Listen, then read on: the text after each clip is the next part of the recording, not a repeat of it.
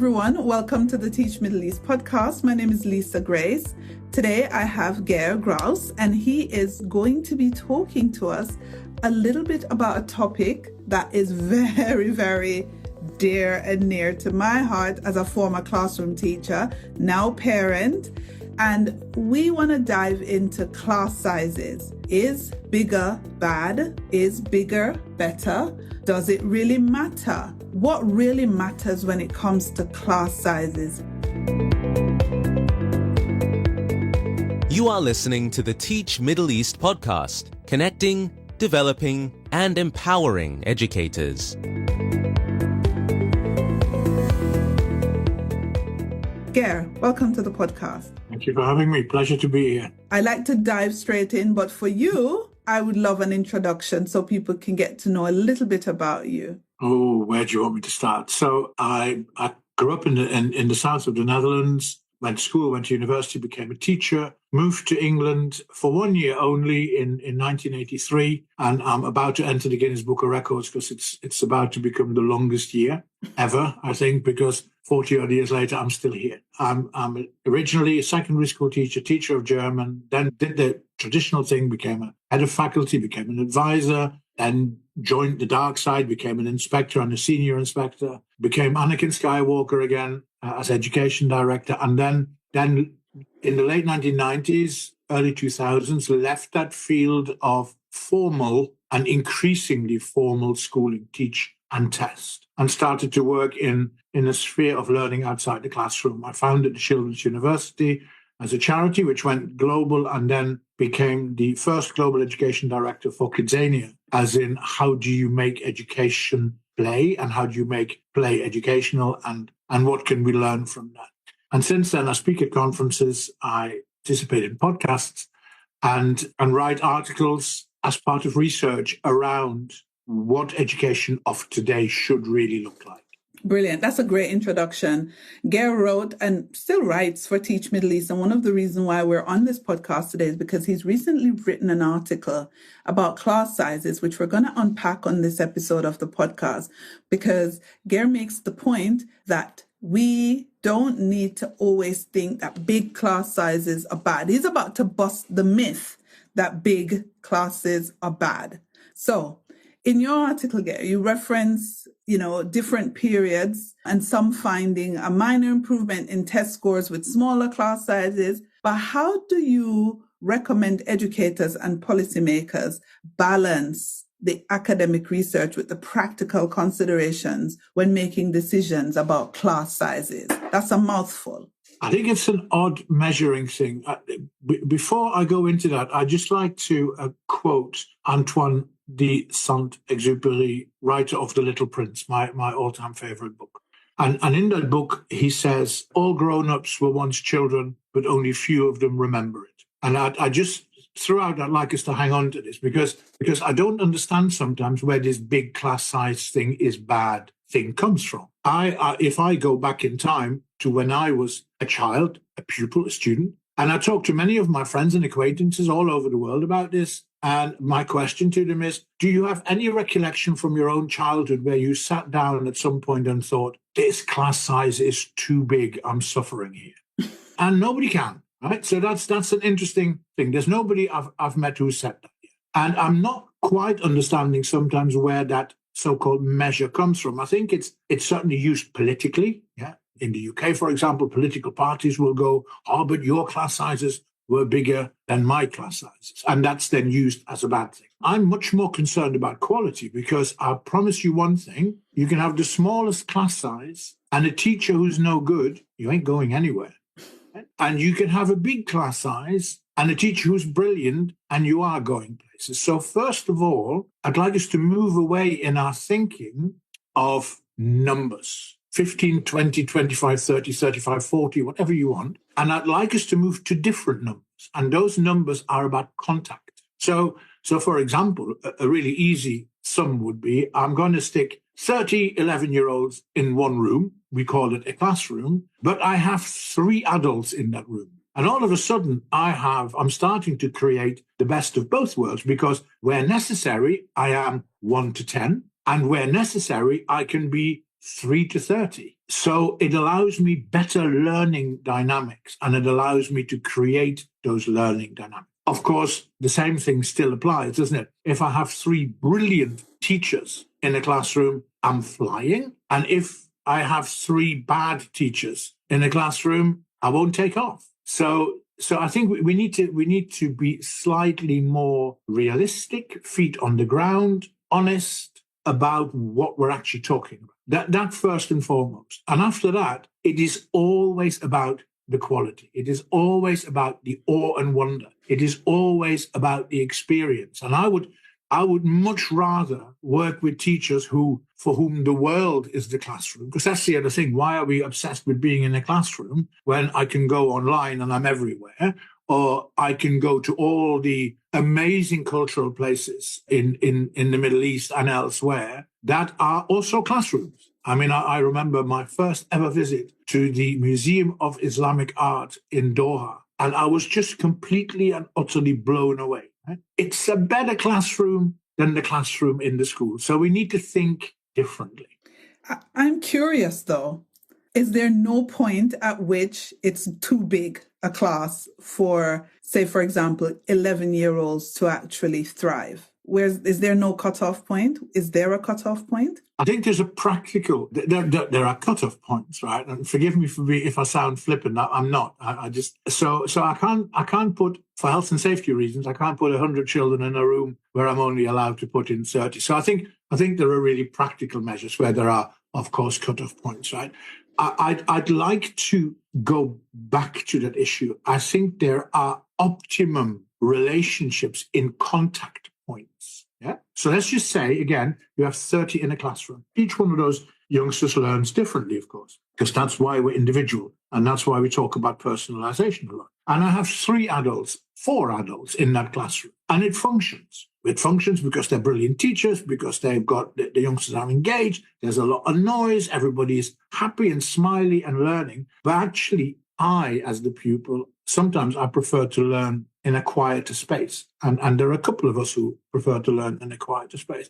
I have the flexibility for one of those adults, those brilliant teachers, to take the ones who prefer a bit of peace and quiet occasionally out of that room into another room called a library or resource center, whatever it's called these days, or even outside, and learn differently. So if I have one teacher on a class of 15, I can't do that. It's about contact, flexibility, and molding that to the needs of the youngsters. Right? This thing about class sizes, as we talk about it in general, is almost like a value for money judgment. Sometimes it feels like a commercial kind of judgment that goes, there's more than 30 in that room. It's bad.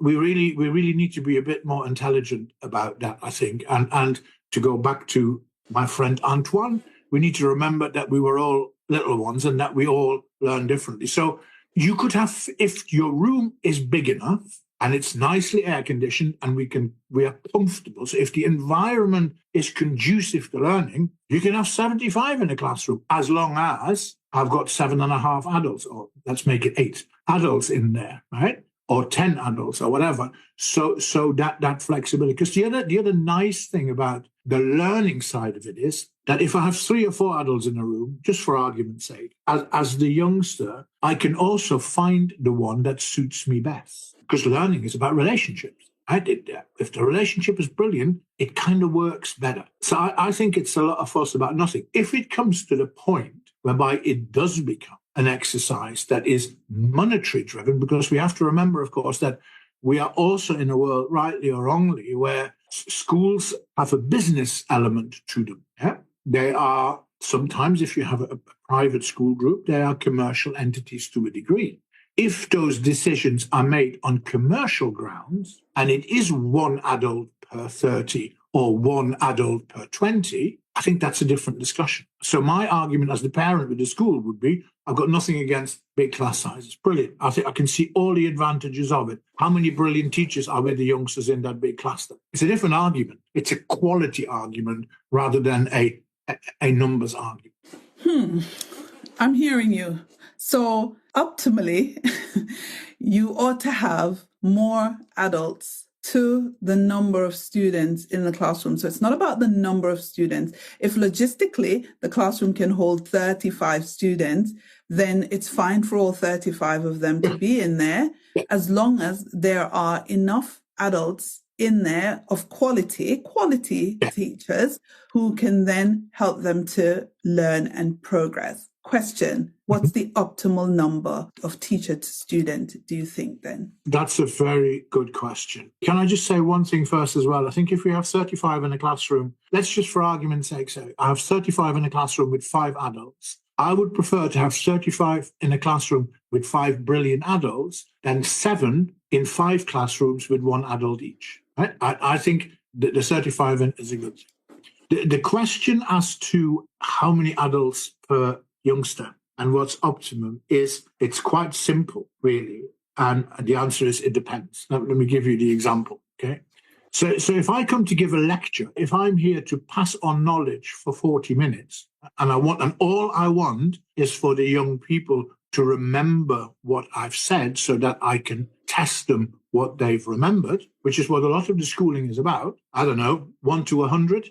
Because actually what you are delivering, to all intents and purposes, and forgive me for being slightly facetious, but what you are delivering to all intents and purposes is a lecture. I'm not interacting. I'm not expecting any answers back. I'm passing on the knowledge. If I'm talking about learning and interacting with a group of 35, bearing in mind that each one of those children is different. There are boys and girls, and some are geniuses and others take a bit longer, and there's all those bits. It becomes more complex, but also more fun. So let's just say that we have, in a class of 35, let's say that we have 5 adults, 4, whatever, you take your pick, somewhere in that region, okay, 3 even. But then it becomes a different question. The question also that we need to look at in education in 2024, in schooling in 2024, is who is the teacher, okay? Now, let me give you an example. And there's a little bit of Kidzania will come out, okay? So if I'm the careers educator, I'm the careers teacher. For argument's sake, I've got 35 in a room, and there's another 2 careers teachers with me in that room, and all 3 of us are brilliant. We're the best in the business. I want more adults in the room. At that moment in time for that subject, I want more adults in the room. I want at least, as one of the 3, I want at least another 5 adults just with me, because today's topic is the airline industry. We're looking at that career aspect. And actually, I'd quite like a pilot in with me, and I'd like cabin crew in with me, and I'd like an engineer in with me, and I'd like the person who prepares the food in with me, and somebody else. Because I can read from the book and tell them what a pilot does. But for that moment in time, for that lesson, I'd like the pilot to be a co-teacher. So the answer is how many adults per youngster. It depends what we're doing with them, right?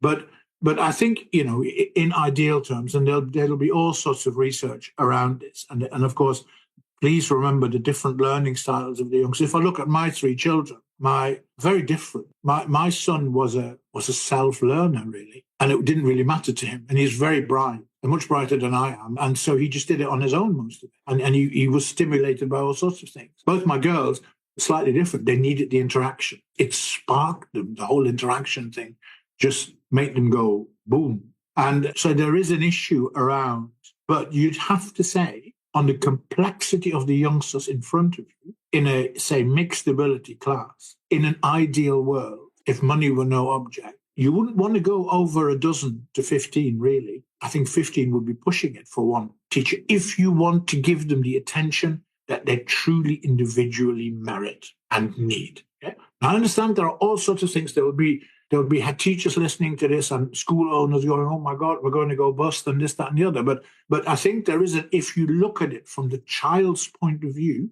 and that's what school is about. In the end, school is not about statistics and how many top grades did we get. The issue for the school is, did we manage to work with that individual child for him or her to reach his or her potential? That's the measure. Yeah? And that requires attention and time. So I'm going to do this, and I'm going to say 1 to a dozen, but no more. Right. You heard that, people. Ger said 1 adult to 12 children is what would potentially be ideal. But I want to pull you back on something. Mm-hmm. We talked a lot about, you said, I would rather have 5 teachers with 35 students, then have them separated off, as in 7 students with 1. What are the advantages of having all the students together in a larger group? So I'm for the students. Yeah. So and for the teachers, because teachers working together become better teachers. I'm very fortunate that I've met lots of people in my life, and I am now working with a very close friend of mine, Carla Rinaldi, who is the president of the Fondazione Reggio Children, the global experts on early years education based in northern Italy. And they have some very interesting research and some very interesting conclusions from that research. And I would say their headline for me is that there are 3 teachers. The adults as teachers, not necessarily just qualified teachers. The parents are also teachers. We are all educated. So the adults,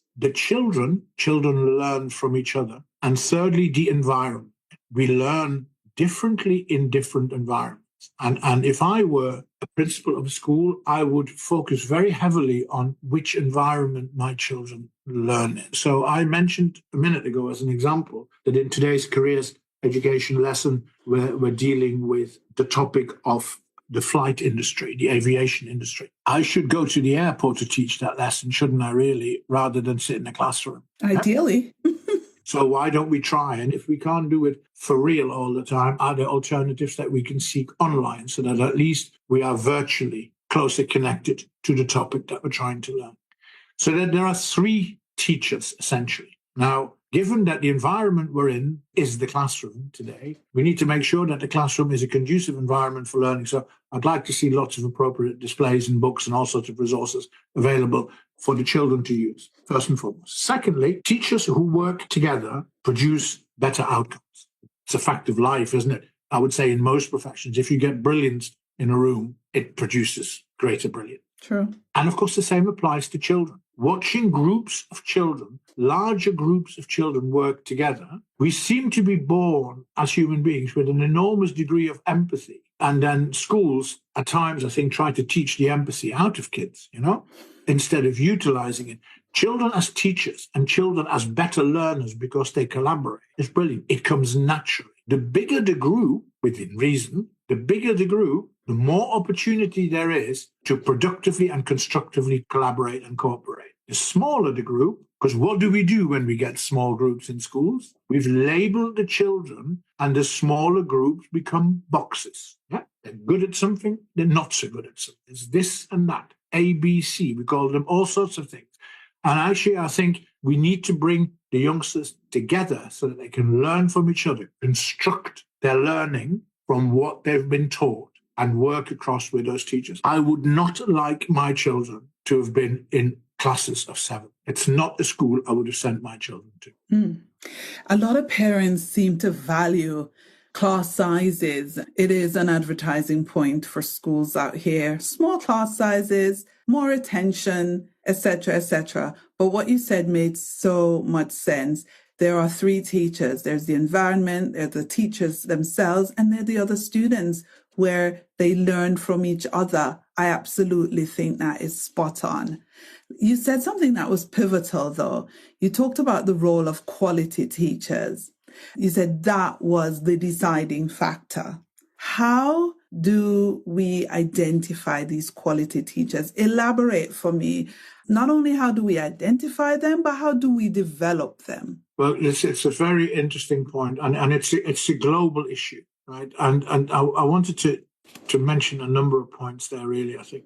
So one is we should shop around a little bit. Yeah, there are different societies on our planet, and in those different societies, schooling and education and those who are professionally engaged with it are treated and viewed differently. So if you go to some of the Scandinavian countries, Finland is hailed as such. The area in Reggio Emilia, northern Italy, it would be another. You have highly qualified people who become teachers. They are well remunerated and their working conditions are positive. They are highly respected by society.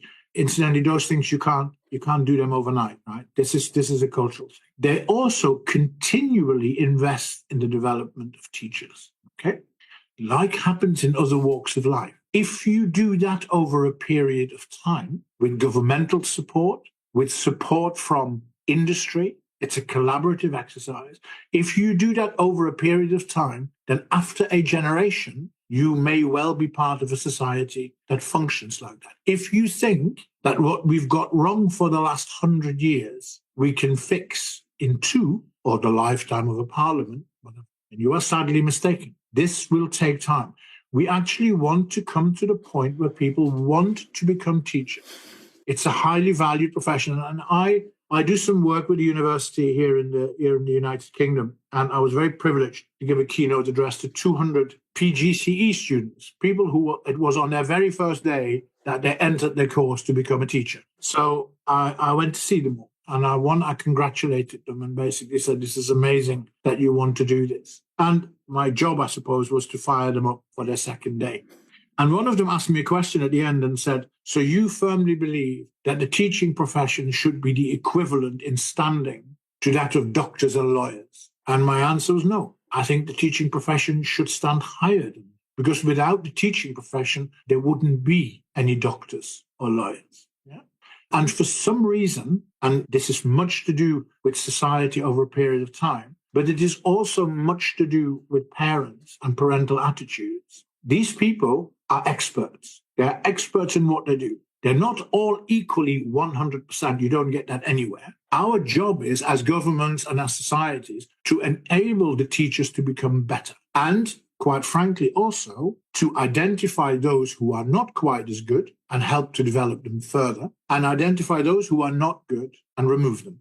But the issue of the development is continuous. It is ongoing. Our children and the world around our children are changing so fast, it's unbelievable. Our teachers need to be not just keeping up with this, they need to be ahead of that game. So 5 days per week. My view, one of those days for a teacher should be study, research, and planning. So teachers should work a 4-day week and have 20% of their time to prepare, not to mark, but purely to prepare, to be at the top of their game. We need to look at other industries and what we do with the people who are at the top of their game. I'll tell you what we don't do. We don't get them to work 60, 70 hours per week and mark at weekends and then worry about the inspectors coming in on a Monday and all that kind of stuff. So we need to enable our teachers to become brilliant as well and to remain brilliant. And, and that's going to cost money, because one of the big mistakes that the Western world is making, certainly the UK and certainly England is making, that it is aspiring as a country to have the highest educational standards and the best teachers, and it wants to pay for that. So Scandinavian-style education and schooling,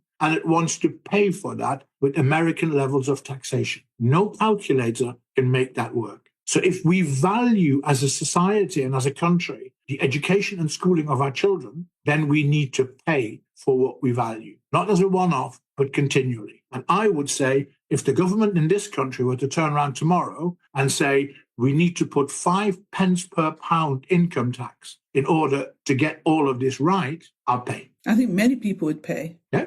And so I think we need to really, as a society, also push for this. But we need to also, as parents, work with teachers so that this, and sometimes against school. So the schools that say, we've got small class sizes, somebody needs to turn around and go, so what? My school has got big class sizes, but I've got 1 adult for every 7 children. I win. Stop the kidology as part of the PR as well. Right? We need to have a proper grown-up discussion about where this thing should be going. And schools cannot have that discussion on their own. And parents cannot write off their responsibility because they pay the schools to educate their children. This is a collective exercise. I like it. Let's stick on that topic of parents, because parents are what drive, especially, we're in the Middle East. My kids go to private school. Majority of the expatriate community, their children go to private school. And given parental concerns about class sizes, because it definitely is something people talk about. I was talking to Georgia Tully on Dubai Eye the other day about class sizes and about what's going on there. And I was saying, bigger does not necessarily mean bad. So we were together on that, Gary, even though, you were all the way in the UK.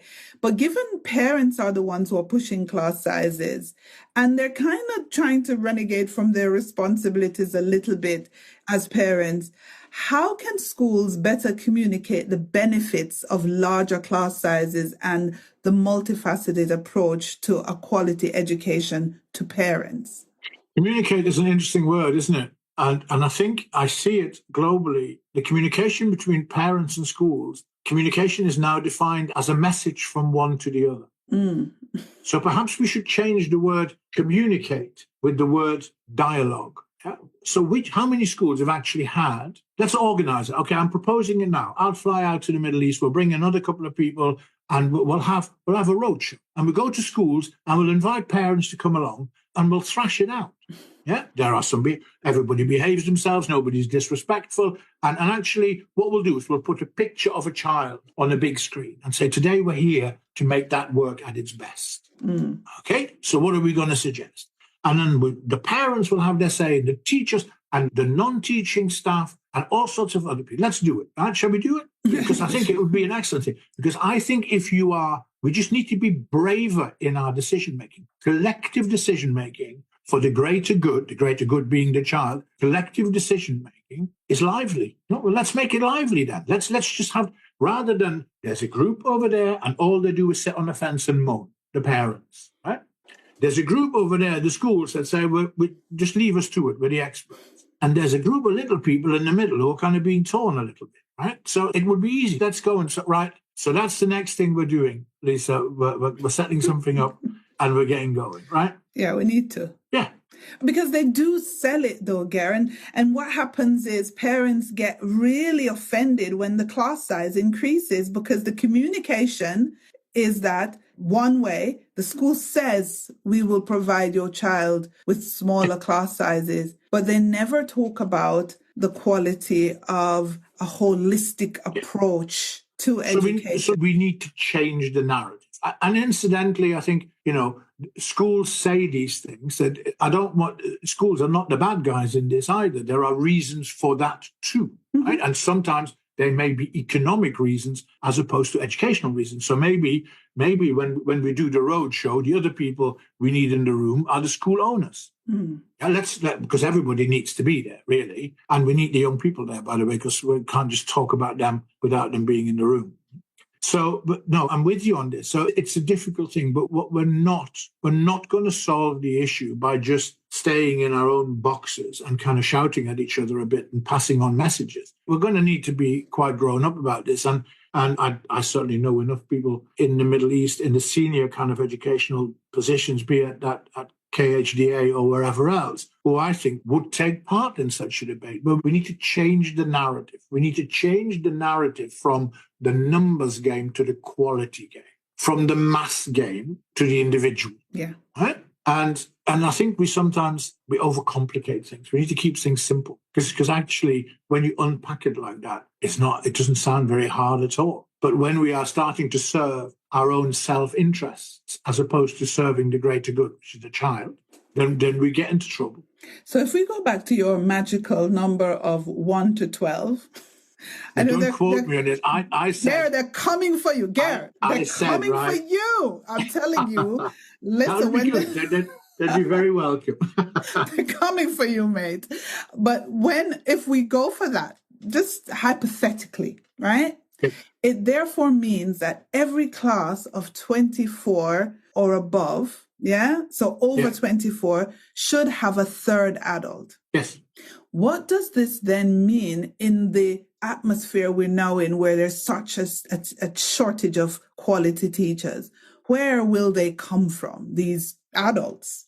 One, we're back to this thing about respect and remuneration, etc. Right? So that on one side. There needs to be an intensive program. There have been examples in the past, some very successful, some less so, whereby you speed up the recruitment of teachers. So if you sat down with an X number of youngsters and you painted a picture that was really quite brilliant in professional terms and in lifestyle terms, you would soon grow those numbers.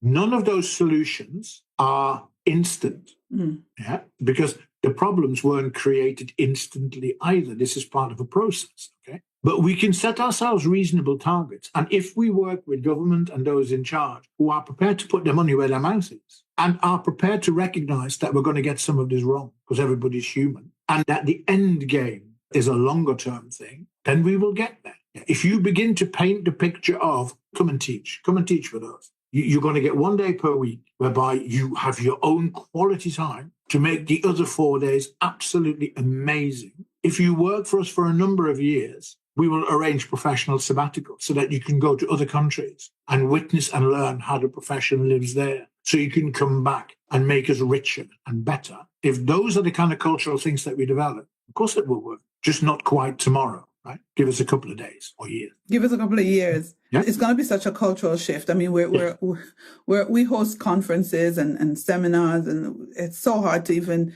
get the teachers out. And I think there's something else, right? And I want to bring this up, right? Because there is the issue of private ownership of schools. And in the end of the day, the companies that own the schools, they are for-profit organizations. Okay? So we need to, every time as a parent, if I could give you one bit of advice as a parent, if you're listening into this, every time you don't like something or you disagree with something, as part of a debate, as part of a dialogue, not as part of messaging, ask the question whether the decision that is being made is an economic decision or an educational decision. Yeah. And actually what we will find is that in a number of cases globally, what is being dressed up as an educational decision by governments is more often than not an economic decision. And when I hear the words economies of scale used in connection with children, I get nervous. Me too. Yeah? So ask the question, is this decision economic or is this decision an educational decision? I was once asked on a forum by the then Secretary of State for Education here in the UK what I thought the optimum school size was. And my answer was, my optimum school size is the school where every member of staff knows the name of every child. That's my optimum school size. The economists were falling off their chairs at the back of the room, right? But you're asking me an educational question, I'll give you an educational answer. And incidentally, in that school, I would have classes of 30. Well, fine, I would be perfectly happy with it. But I think as you had the number of adults. You have to have the educational agenda needs to be at the forefront. And ultimately, what will happen in terms of the ownership of schools, the private ownership of schools, and that for-profit agenda, over time, what will happen is that the best schools, educationally, will become the most profitable schools financially. And I don't mean by grades. I mean, there are different measures. I want my children to be happy at school. I want them to be educated as well as school. I want them to be global citizens. I want them to be kind, respectful people. When schools begin to do that bit, then the best schools will be the most profitable. It'll take time, but we'll get there. Yeah, we will. And I think a lot of parents are looking at that now. They're thinking, what do I really want? Do I want a factory? Do I want to send my child to a factory where they'll be manufactured for grades? Or do I want to send my child to a school where they'll come out as a whole human, happy, healthy, and, thriving human being? And will our children be the leaders that undo the mess that we have made of the world? We need approximately 20 million Greta Thunbergs in some shape or form. People, not numbers. True. I can't have you on the podcast without, taking time to pontificate and really kind of look ahead. Hybrid schooling, where do you see that in the mix? It's part and parcel of, the issue about the environment? Environment is the third teacher. It's part and parcel of that. And hybrid, incidentally, is an interesting thing. I'm talking to a number of people now in a kind of advisory role about what I call, in my head, hybrid 2.0. So at the moment, hybrid is either or, isn't it? It's a bit like a car, isn't it? I've got a car and I'm switching to electric and then I'm switching back to petrol. But at no point does it use both at the same time. So hybrid schooling is the same, isn't it? I'm either online or I'm in it. Well, I want to be both at the same time. So I'm working with some people on developing, whether it'll be an app or whatever, I don't know yet. But it is something about, let's just imagine that we get youngsters. And the intelligence, the artificial intelligence behind it all detects that this young woman called Lisa, who's doing her GCSEs, is particularly interested in flowers and nature. There's a real aptitude for it, a real interest. What the next bit of hybrid learning then needs to be is that Lisa keeps getting messages saying, did you know that there is a Van Gogh exhibition on in Abu Dhabi and it features flowers? So that we create technology that becomes the driver of diverse learning. That in my book will become hybrid 2.0, whereby rather than having it as a resource, either or, it becomes a catalyst for more. Yeah, I like the idea of merging the two. So you are not just online or offline, but you're harmoniously going in between both worlds. I like that. And it's what the young people are already doing. We need to watch the behavior of our children. So my 18-year-old daughter doing her A-levels this year, she'll be up in her room. There's a laptop, there's an iPad. Sorry, I'm showing my age here. There is a phone, and there is her desk and herself, right? So she's there, but she's talking to her mates at the same time. So they're doing it together, right? And sometimes the teacher might join in. So if our youngsters are working like that already, if their learning has already kind of manifesting itself in that way, why are we not responding to that? Just like I believe, incidentally, and I've suggested this on a number of occasions, that my daughter should be paid by her school to teach younger children. Because my daughter's much better at TikToking and Instagramming than their teachers will ever be. Their teachers will be much better at content and safety than my daughter is. But if we want the best, then we must not ignore the skills that our young people already have. So this needs to be up for grabs. We need to be much more open-minded. At the moment, we're all in boxes, and we need to just unbox ourselves. Wow. This is why I ask these questions, because I get such rich insight. All right, last question, Ger. Where is it all going? AI, the whole shebang. Where is it going? Where do you think it's all going? Well, one, I think we need to welcome AI, right? There's all these one of the things, what is that saying that I'll come up with it, I'll find it in a minute. There's something about people don't go to negative people. That's it. Don't listen to negative people because they will find a problem for every solution, right? And so I think we just need to steer away from that kind of stuff. I'm really optimistic about it. I think AI, the whole technology thing, can present our young people and our teachers with awe and wonder, with better knowledge, with greater insights, with better opportunities to personalize. If equity is the first thing we think about, equity across the piece, equity in terms of ability, in terms of socioeconomic context. There were schools in the United Kingdom, 7th richest economy in the world, during COVID, where 35% of children did not have internet access at home. So there is also the danger that technology will highlight even more and widen the gap between have and have not equals can and cannot. I'm acutely optimistic. But in the end, you see AI and calculators and there's a fountain pen. This at one point was technology.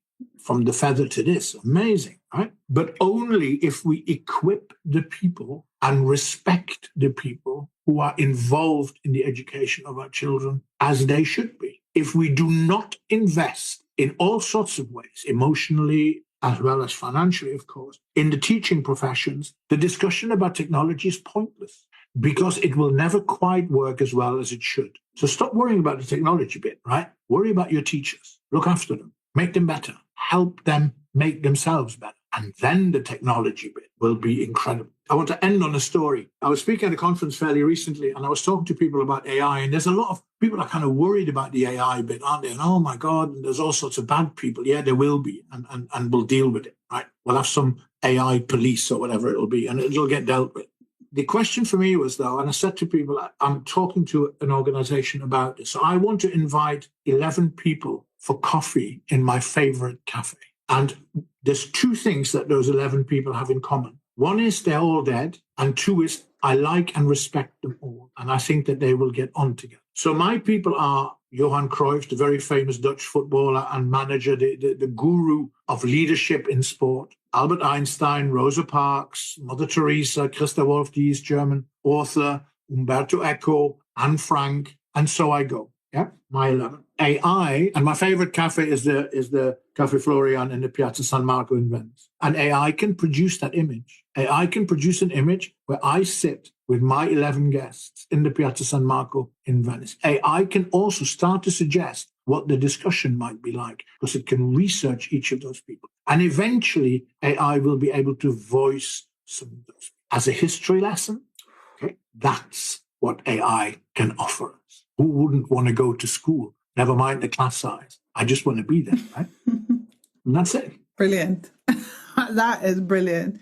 Ger, it's been fabulous. Thank you. Thank you for having me. And I'll see you on the roadshow. For sure. No, listen, if that can be arranged and we can have that rumble, adult rumble, no foolishness, really thrash some of these things out, I'm up for it. 100%. I'm serious. And I think your organization is an ideal, neutral organization to be the catalyst. Yeah. Totally. And I know there are enough people within those school groups like GEMS and others. I know Sherborne in Qatar, those people, they'll be up for that. Yeah. I just think we should do it. I just think we should do it. It needs to be done because there's a lot of misinformation and misgivings around that. Yeah. Thank you for being on the podcast again. Thank you so much. Thank you for having me. Thank you for listening to the Teach Middle East podcast. Visit our website, teachmiddleeast.com, and follow us on social media. The links are in the show notes.